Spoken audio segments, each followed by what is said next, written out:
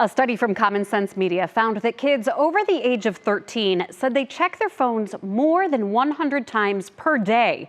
More than a quarter of that happens during the school day.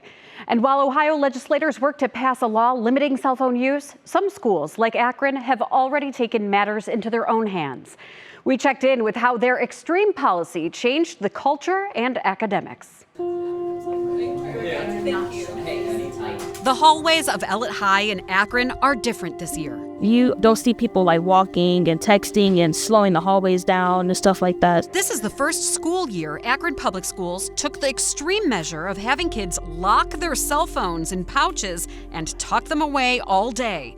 Starting the new policy was a challenge. It was an exhausting 2 weeks. It wasn't easy by any means. But Principal Kim Sabetta says the growing pains are worth it. When I go into the classrooms to do observations or just to visit, as I'm walking through, you can see more students are engaged in the instruction that's being provided for them. The teachers don't have to worry about the students having their cell phones out, and then they're focused on the work. So the kids were a lot more eager to kind of be entertained and here's the only option you have is this social studies lesson, math lesson, etc.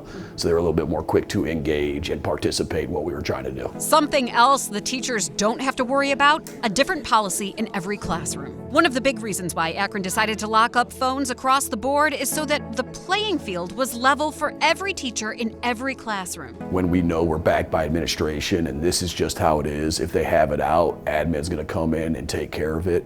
It allows us to concentrate on what we're actually there to do, is teach. That's not the case for every school district. For example, Beechwood City Schools decided to let every high school teacher decide their own policy in each classroom, but cell phone use is prohibited. Just this February, Mentor City Schools also banned cell phone use during instructional time, but not in between classes. Parma also banned cell phone use during instructional time at their high school. And more districts are creating plans to put in place by this coming fall. I'm not naive. Students know how to get into the cell phone bags to an extent. I know that does take place, or maybe if they've broken their bag, something like that. But we're really trying to handle that right away. And at the end of the day, if they're keeping the cell phones away, then I feel like we've accomplished quite a bit. Final grades aren't in yet, but Sabetta expects to see an improvement year over year, and she's not the only one. I feel that I'm more focused in school and getting my grades and stuff up, and I'm not on my phone or any technology as much as I would be last year. Academics weren't the main reason Akron decided on a full cell phone ban during the school hours. It was actually a safety issue. One of the things that was disturbing was arranging fights, recording fights, posting fights. It was it almost became like a TikTok challenge kind of thing. And we were worried about the safety of our students.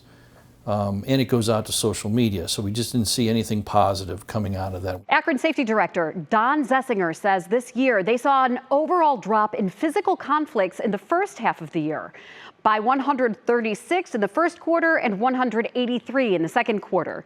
Fights were slightly up in the third quarter by 39, but so far in the fourth quarter, physical fights dropped from 906 last year to 387 with just weeks left to go before summer break.